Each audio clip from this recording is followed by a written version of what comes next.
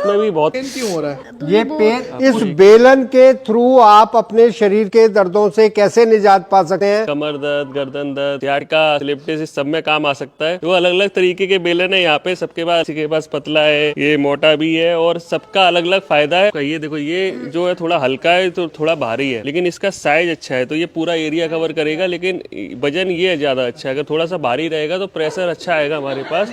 और कैसे कैसे इसका यूज करना है, कभी किसी ने यूज किया है पैसे पहले बेलन का? तो ऐसे रखकर इससे मसाज करिए और बैक पे भी पूरा उसको दिया है, उससे बहुत अच्छा, आराम होता है। पूरा लेग मसाज उनका कर रहे हैं अच्छे से, पूरा हल्के हल्के से जाना, ताकत नहीं लगानी है। आपको प्रेशर तो नहीं लग रहा है? जब ये जाएगा इस तरीके से, आपका जो फासिया रिलीज करेगा, मसल को रिलैक्स करेगा, और उससे आपका पेन जो है वो धीरे धीरे करके कम होने लगेगा। तो जो फुल बॉडी मसाज अगर लेनी हो तो आप एक बार में ले सकते हो। यहाँ स्पाइन के जितने भी वर्टिब्रा हैं, ये हमारे बॉडी के अलग अलग ऑर्गन से कनेक्टेड होते हैं। यहाँ से ऐसी नर्व्स जा रही हैं, पूरे शरीर को चलाती हैं। तो अगर आप स्पाइन को करते हो डेली 2 से 3 मिनट, तो आप पूरी बॉडी की एक मसाज कर लेते हो, सारे ऑर्गन्स को आप एक्टिवेट कर लेते हो, और उनसे दर्द के साथ साथ दूसरी प्रॉब्लम भी क्योर होने लगती है। इसके अलावा ये जो हमारी पिंडलियां हैं, जैसे सर कर रहे हैं, सर अच्छी रोटी भी बेलते होंगे, सर अच्छी रोटी भी बेलते होंगे, ठीक है। तो ये जो पिंडलियां सही कर रहे हैं, पिंडलियों में क्या है सर, देखिए, पिंडलियों को सेकंड हार्ट बोलते हैं। दिन भर हम लोग खड़े रहते हैं, बैठे रहते हैं, तो ब्लड सर्कुलेशन नीचे आ जाता है, ऊपर नहीं जा पाता। अगर ये डेली आपने रात को कर लिया तो क्या होगा कि ब्लड सर्कुलेशन वापस ऊपर जाएगा और पिंडलियां जितनी मुलायम रहेंगी। कई लोग मिलेंगे सर जिनकी बहुत सख्त होंगी, तो वो सख्त पिंडलियां क्या करती हैं,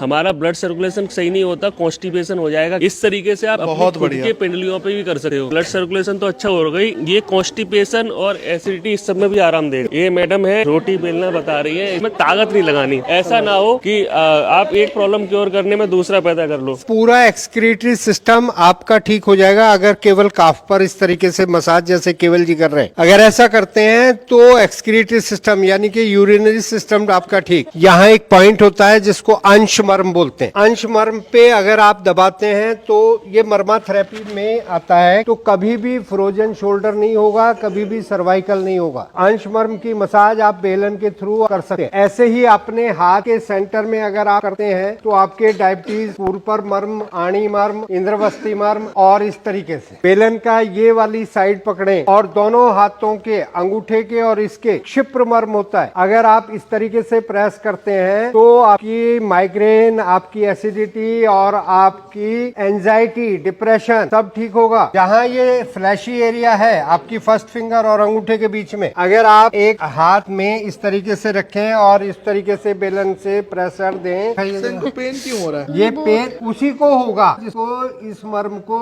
दबाने से माइग्रेन ठीक हो रहा है। अगर किसी को पेन नहीं हो रहा है, इसका मतलब उसको माइग्रेन नहीं है। ये अंश मर्म के लिए बहुत यूजफुल है। अगर पेन है, और ऐसे ही स्कैपुला बोन के यहाँ जब हाथ ये आप ऊपर लाते हैं और पीछे ले जाओ, जहाँ ये बड़ी फिंगर आपको टच हो रही है, यहाँ ये अंश फलक मर्म है। अंश फलक मर्म को दबाने के लिए भी आप बेलन को यूज कर सकते हैं इस तरीके से। अपर बैक में अगर बेलन यूज करते हैं तो ये आपके अंश फलक मर्म, और ये जो आप करते हैं अगर यहाँ लोअर बैक पे, लंबर रीजन पे, तो पृष्ठ संधि मर्म होते हैं, पार्श्वमंद्र मर्म कहते हैं, उनको करेक्शन यानी कि मर्मा थेरेपी भी आप इस बेलन के थ्रू कर सकते हैं। सिएटिका पेन हमारा होता कहाँ से? जहाँ L1 से लेकर L5 तक और दोनों हिप जॉइंट के बीच में ये सैक्रम बोन है। यहाँ से एक नर्व निकलती है जो ग्लूट के सेंटर से होती हुई पैर की तरफ जाती है। सिएटिका पेन जब भी होगा आपके ग्लूट के सेंटर से होगा शुरू, और नीचे पैर तक। लोग पैर रख भी नहीं सकते, उसमें आपके सिएटिका में भी आपके ग्लूट पे मसाज देनी है आपने। ये लंबर के पे तो देनी